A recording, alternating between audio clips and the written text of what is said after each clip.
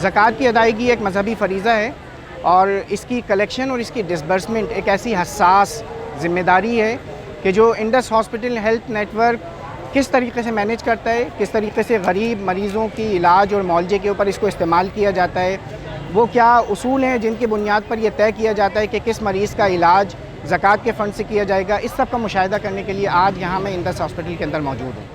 क्या नाम है आपका? वाली साहब का नाम?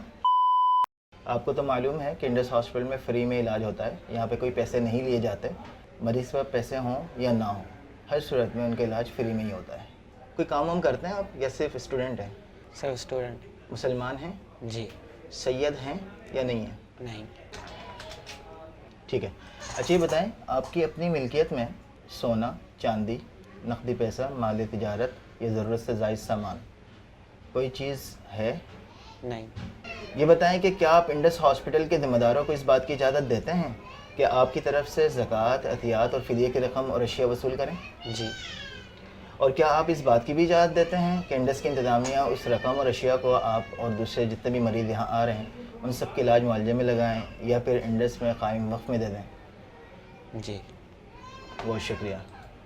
अपने बाएं हाथ का अंगूठा इस थंब स्कैनर पर रख दीजिएगा। सब ये जो मरीज़ था ये तो ज़कात का मुस्तहिक़ था। वो मरीज़ जो ज़कात के मुस्तहिक़ नहीं होते तो उनका इलाज कौन से फ़ंड से किया जाता है? जो मरीज़ मुस्तहिक़ ज़कात नहीं होते हैं उनका इलाज यहाँ डोनेशन से किया जाता है, ज़कात से नहीं किया जाता।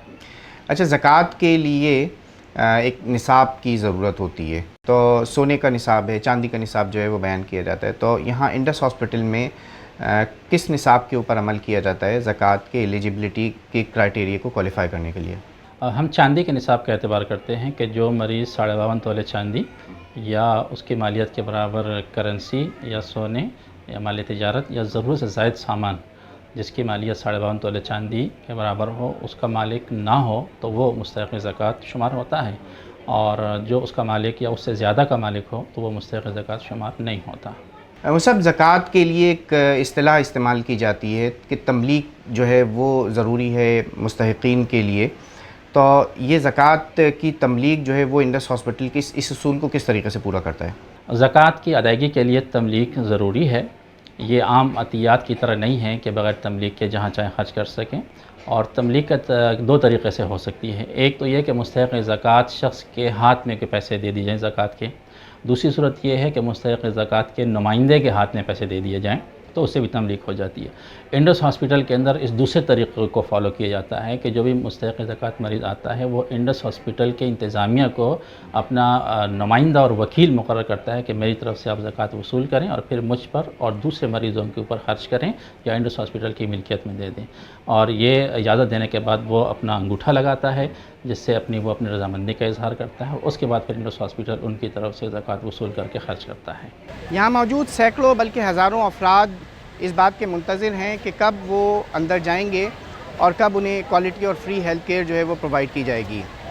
70% से ज़्यादा वो मरीज़ हैं कि जो इलाज के लिए ज़कात के मुस्तहिक़ हैं, और इनमें बहुत सारे ऐसे हैं कि जिनके पास कोई प्रॉपर फुटवेयर भी मौजूद नहीं, गाँव देहातों से, दूर दराज के इलाकों से वो सफ़र करके यहाँ पर तशरीफ़ लेकर आते हैं इस उम्मीद के साथ कि यहाँ पर उन्हें एक क्वालिटी हेल्थ केयर जो है वो प्रोवाइड की जाएगी, यहाँ उनका इलाज मुफ्त हो सकेगा। उनकी इस आस को टूटने ना दीजिए, इस शिफा के वसीले को जारी रखिए और इसके अंदर इंडस हॉस्पिटल का सहारा बनिए। मैं आपसे ये अपील करता हूँ कि अपने ज़कात और सदक़ात इंडस हॉस्पिटल हेल्थ नेटवर्क को दें ताकि बहुत सारे और लोगों की ज़िंदगियों को बचाया जा सके।